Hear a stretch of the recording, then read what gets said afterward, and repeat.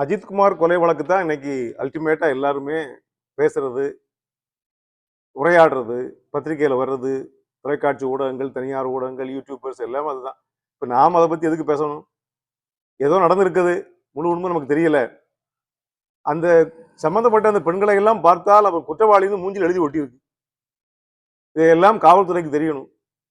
ஏதோ பின்னால ஏதோ அதிகாரிகள் இருக்காங்க, அரசியல்வாதிகள் இருக்கிறாங்கிறதுக்காக ஒரு உயிர் பலி போயிருச்சு. லாக்அப் டெத்துங்கிறாங்களே நடக்குது.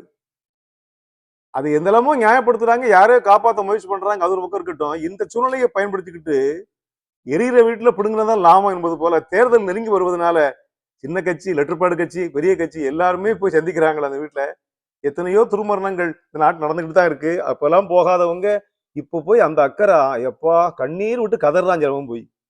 ராத்திரி போல யாருக்கு நிறைய மிட் நைட்ல போற தலைவர்கள்லாம் இருக்கான்.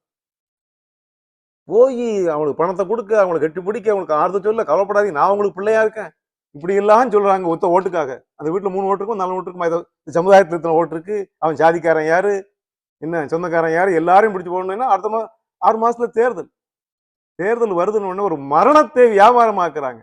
ஒரு மரணத்தை முதலீடா வச்சு ஓட்டு வாங்கிக்கலாம் நினைக்கிற அளவுக்கு அரசியல் தலைவர்கள் இருந்தாங்கன்னா இவங்க ஆட்சி பண்ணி நமக்கு என்ன செய்ய போறாங்க? இவங்க எல்லாம் தலைவர்கள் ஒரு செத்து போயிட்டான், அதை வணிகமாக்குறாங்களே என்று வருத்தமாக இருக்கிறது பெரியவர்களே.